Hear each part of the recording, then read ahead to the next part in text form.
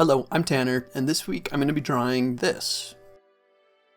If you're new to the channel, I'm an artist and a writer, and I'm currently working on my story, which I'm calling Halen's Run. The story is outlined, and I have a rough idea of many of the book's characters, and I'm discovering more about them every day. I'm an artist first and a very visual person, and I love designing characters that inform you of their role in the story at a glance. Who you're watching me draw right now is my main character, Halen List. You may have seen someone similar in my introduction video, and that's because they're the same person. That first attempt was made before I knew more about him, and this week I wanted to put those ideas down on canvas. What I'm trying to do with these designs is to first, like I said earlier, show you what their role in the story is at a glance. And second, to come up with poses that express their relationship with other characters in the story. Over time, these things will change, especially for the main characters, until I land on something that encapsulates their role in the story.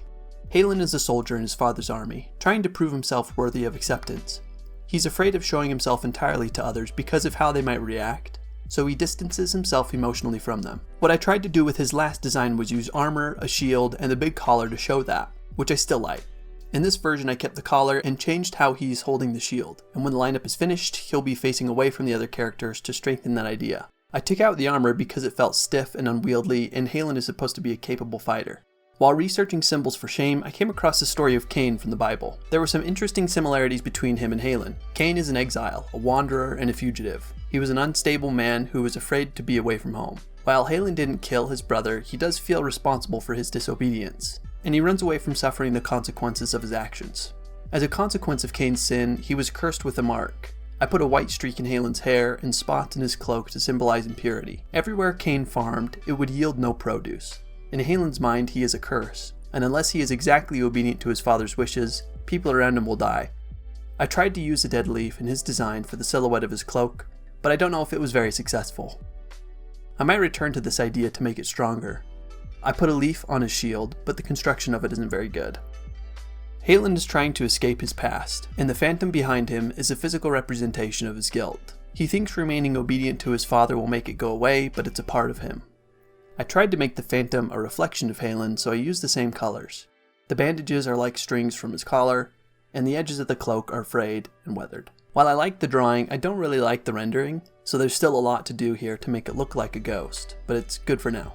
In the future, I might try making Halen's outfit mostly yellows and browns like I said before, and the phantom blue. I might also improve the practicality of Halen's cloak and give it sleeves, kind of like the character from Jake Wyatt's Necropolis. There's a lot to play with here. As for the actual story, I'm into chapter 4, and it's going pretty well. I think I've just accepted that drafting is going to take me longer than outlining, and I'm learning what it means to go back to the first chapter while you're writing forward. You're going to have more ideas for your story if you just keep writing forward, even if it's bad, because it's never going to be right the first time. That's what revisions are for. You just have to keep writing, then come back to the early chapters and add those new threads. In Story Genius, Lisa Cron describes a scene as taking several steps forward, not one. You have world building, plot, and multiple characters meeting together in one moment, and they each have their own motivation and motion. It's just going to take time to learn about their details and represent them accurately in an interesting way. It's really exciting to watch myself add new characters and discover new things about them and their world, because my favorite stories are when those things are happening seamlessly and simultaneously. Anyway, that's about all I have for this week. Thank you for watching and following along. Please subscribe and follow me on all my other socials if you want to stay updated. I have links for those in the description. Till next time.